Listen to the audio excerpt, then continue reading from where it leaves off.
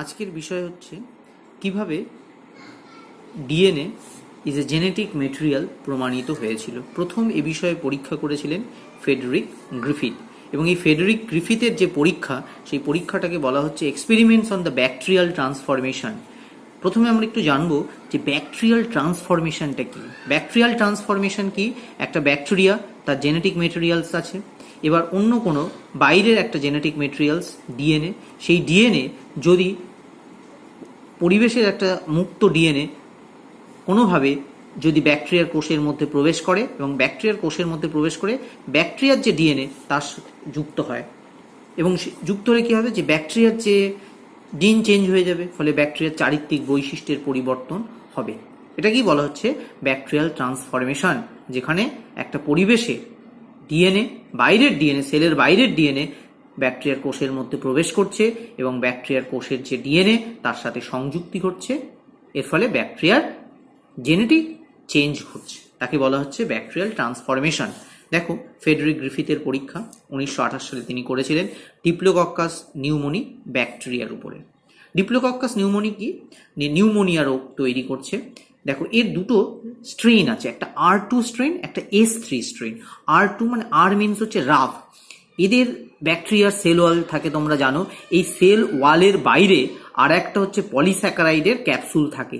এই পলিস্যাকারাইডের যাদের ক্যাপসুলগুলো থাকে না তাদেরকে বলা হচ্ছে R2 টাইপ, আর যাদের উপরে এই ব্যাকটেরিয়াল সেলের উপরে পলিস্যাকারাইডের একটা আস্তরণ থাকছে বা ক্যাপসুল থাকছে তাদেরকে বলা হচ্ছে স্মুথ ওয়াল, অর্থাৎ এদেরকে বলা হচ্ছে S3 টাইপ। তাহলে ডিপ্লোকক্কাস নিউমোনির দুটো টাইপ আছে, দুটো টাইপ নিয়ে এখানে পরীক্ষা করা হয়েছিল, R2 type, S3 type. R2 হচ্ছে rough R S for smooth, তার ব্যাকটেরিয়াল সেল ওয়ালের বাইরে একটা পলিস্যাকারাইডের কোট আছে। এবার পরীক্ষাটা কি হয়েছিল দেখো, এটা একটা ইঁদুরের, এখানে R2 ব্যাকটেরিয়া ইঁদুরের দেহের মধ্যে ইনজেক্ট করে দেওয়া হলো, তাতে দেখা যাচ্ছে ইঁদুরটা লিভিং আছে, ইঁদুরটা বেঁচে আছে। এরপর কি করা হলো, S3 টাইপের, S3 হচ্ছে ইঁদুরের মধ্যে ইনজেক্ট করা হলো। S3টা দেওয়ার ফলে দেখা যাচ্ছে ইঁদুর মারা যাচ্ছে। তার মানে S3 যে টাইপ ডিপ্লোকক্কাস নিউমোনি, সেটা হচ্ছে ভাইরুলেন্ট, যেটা ডিজিজ তৈরি করছে, নিউমোনিয়া রোগ কিন্তু এটা তৈরি করছে। এরপরে দেখো, হিট কিল্ড S3 ব্যাকটেরিয়া নেওয়া হলো, তাকে হিট দেওয়া হলো, হিট দেওয়ার ফলে দেখা যাচ্ছে S3 ব্যাকটেরিয়াগুলো মারা যাচ্ছে। এরকম হিট কিল S3 ব্যাকটেরিয়াকে ইঁদুরের দেহের মধ্যে প্রবেশ করানো হলো, সেখানে দেখা যাচ্ছে ইঁদুরটা কিন্তু বেঁচে আছে। এরপর হিট কিল S3 তার সাথে R2 দেওয়া হলো, দেখা যাচ্ছে এক্ষেত্রে কিন্তু ইঁদুর মারা যাচ্ছে।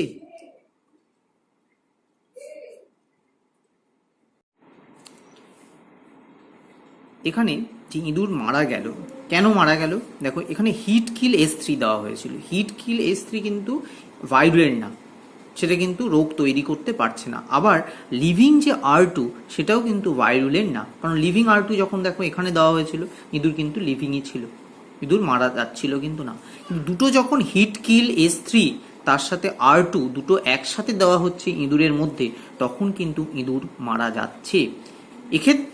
এবং এরপরে ফ্রেডেরিক গ্রিফিথ যে সিদ্ধান্তে উপনীত হয়েছিলেন, যে তিনি বলেছিলেন যে S3, মৃত S3 বা হিট কিল S3 থেকে কিছু একটা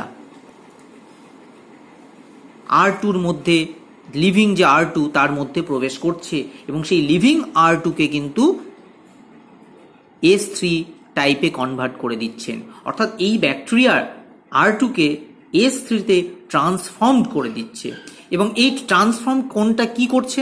ট্রান্সফর্ম ডিএনএ করতে পারে, আরএনএ করতে পারে এবং প্রোটিন করতে পারে। এই তিনটের মধ্যে কোনটা করে, কোনটা হচ্ছে এই R2-কে S3-তে কনভার্ট করছেন, ফ্রেডেরিক গ্রিফিথ কিন্তু সেটা বলতে পারেননি, সেটা বলেননি। এবং দেখো ইনফারেন্স কি, he concluded that something transforming principle, যেটা সামথিংটা কি সেটাকে বলা হচ্ছে ট্রান্সফর্মিং প্রিন্সিপাল, কিন্তু তিনি সেটা কিন্তু আইডেন্টিফাইড করতে পারেনি যে এটা ডিএনএ না আরএনএ না প্রোটিন, সেটা কিন্তু বলেননি। যে transfer to the R2 from heat kill S3, heat kill S3 থেকে R2 এর মধ্যে প্রবেশ করছে এবং convert R2 two S3, R2 কে S3 তে কনভার্ট করছে, এবং যখন R2 S3 তে কনভার্ট হয়ে যাচ্ছে তখন কি হচ্ছে, যে লিভিং ইঁদুর সেটা কিন্তু মারা যাচ্ছে। এটাই হচ্ছে ব্যাকটেরিয়াল ট্রান্সফরমেশন ফ্রেডেরিক গ্রিফিথের পরীক্ষায়। তারপরে দেখো এখানে হচ্ছে, আবার বলছি যে R2 মৃত R2, এই লিভিং R2 সেটা S3 তে কনভার্ট হচ্ছে। কেন? হিট কিল S3 থেকে কিছু একটা প্রবেশ করছে, যেটাকে ফ্রেডেরিক গ্রিফিথ বলেছিলেন ট্রান্সফর্মিং প্রিন্সিপল। কিন্তু তিনি বলতে পারেননি যে কোন জিনিস R2 কে S3 তে কনভার্ট করতে পারছে।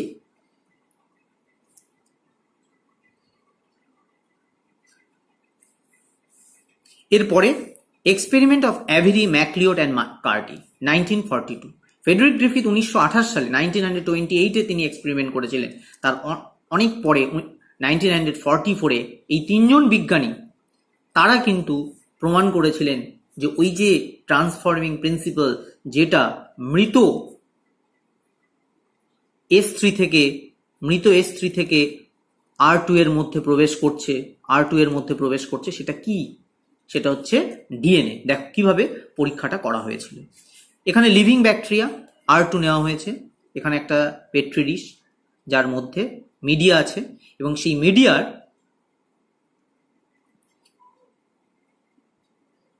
মধ্যে R2 কে ঢালা হলো।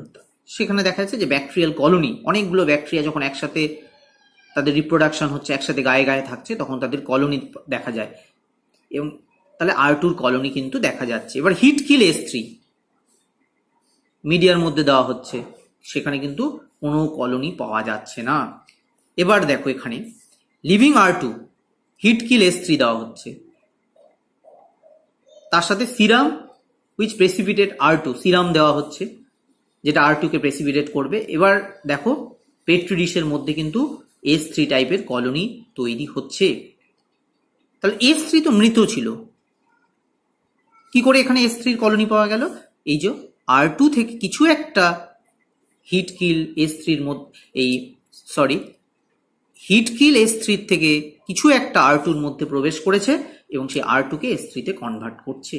কি, কোন জিনিসটা এই S3 থেকে R2 এর মধ্যে প্রবেশ করেছে সেটা দেখো। সেটা প্রমাণ করবার জন্য পরের পরীক্ষায় কি করা হলো, লিভিং R2 নেওয়া হলো, হিট কিল S3 নেওয়া হলো, তার সাথে প্রোটিয়েজ এনজাইম। সাপোজ যদি প্রোটিন যায়, এখানে প্রোটিয়েজ এনজাইম কি করবে, প্রোটিনটাকে ডিগ্রেড করে দেবে, প্রোটিনটাকে ভেঙে দেবে। তাহলে কি হবে, যে R2টা কিন্তু S3 তে কনভার্ট হবে না, তখন এখানে কিন্তু আর S3 কলোনি পাওয়া যাবে না। কিন্তু দেখা যাচ্ছে প্রোটিয়েজ দেওয়ার পরেও S3 কলোনি পাওয়া যাচ্ছে। এর থেকে বোঝা যাচ্ছে যে না, প্রোটিন হিট কিল S3 থেকে প্রোটিন যাচ্ছে না। নেক্সট এক্সপেরিমেন্ট দেখো, এবার আরএনএস দিয়ে দেওয়া হলো। সাপোজ যদি আমি ভাবি যে আরএনএ হিট কিল S3 থেকে আরএনএ লিভিং R2 এর মধ্যে প্রবেশ করেছে এবং R2 কে S3 তে কনভার্ট করছে, কিন্তু আরএনএস দেওয়ার পরেও দেখা যাচ্ছে S3 কলোনি পাওয়া যাচ্ছে, তার মানে আরএনএ কিন্তু প্রবেশ করছে না। এবার ডিএনএ দেওয়া হলো, ডিএনএস এনজাইম, যেটা ডিএনএ কে ডিগ্রেড করে দেবে। এবার ডিএনএ কে ডিগ্রেড করে দিলে কি হবে, দেখা যাচ্ছে ডিএনএ কে যখন ডিগ্রেড করে দিচ্ছে তখন কিন্তু কোনো কলোনি পাওয়া যাচ্ছে না।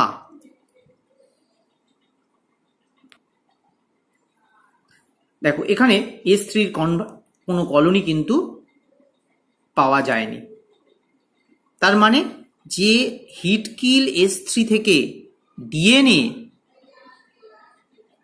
লিভিং R2 এর মধ্যে যাচ্ছে এবং R2 কে কি করছে, S3 তে কনভার্ট করে দিচ্ছে। এবার আমি ডিএনএস দিয়েছি, ডিএনএস এনজাইম কি করেছে, এই ডিএনএ কে ডিগ্রেড করে দিয়েছে, ফলে এই যে R2টা S3 তে কনভার্ট হতে পারেনি, আমরা এখানে S3 এর কোনো কলোনি পাইনি। তাহলে এর থেকে কি প্রমাণ হয়ে গেল, যে না, ডিএনএ জেনেটিক ম্যাটেরিয়াল, ডিএনএ একটা ব্যাকটেরিয়ার কে অন্য ব্যাকটেরিয়াতে কনভার্ট করে দিচ্ছে। ডিএনএ এই লিভিং R2 এর মধ্যে প্রবেশ করেছে এবং লিভিং R2 এর যে ডিএনএ, সেই ডিএনএর সাথে যুক্ত হয়ে যাচ্ছে, এবং R2 তখন কি হচ্ছে, তার যে ওই সেল ওয়ালের বাইরে যে পলিস্যাকারাইড ওয়াল তৈরি করতে পারছে। এবং এইভাবেই they concluded that DNA is a genetic material. DNA genetic material প্রমাণ হয়ে গেল। তবে আরেকটা বিষয় এখানে বলি যে এখানেও কিন্তু অনেক বিজ্ঞানী এই পরীক্ষা মানে এই কনক্লুশনের উপর কিন্তু সহমত ছিলেন না। এরপরে যখন হার্সি চেস ব্যাকটেরিয়াল ট্রানজাকশনের মাধ্যমে যখন প্রমাণ করলেন যে DNA is a genetic material, তখন কিন্তু একদম প্রমাণ হয়ে গেল universally DNA is a genetic material, এবং সবাই সেটা মেনে নিল হার্সি চেসের এক্সপেরিমেন্টের পরে। কিন্তু তোমাদের যদি পরীক্ষায় দেয় যে প্রমাণ করো DNA is a genetic material, তাহলে তোমরা কিন্তু এই পরীক্ষা লিখতেই পারো, অসুবিধা কিছু নেই। তাহলে এর পরের ভিডিওতে আমি হার্সি চেসের পরীক্ষা বলবো।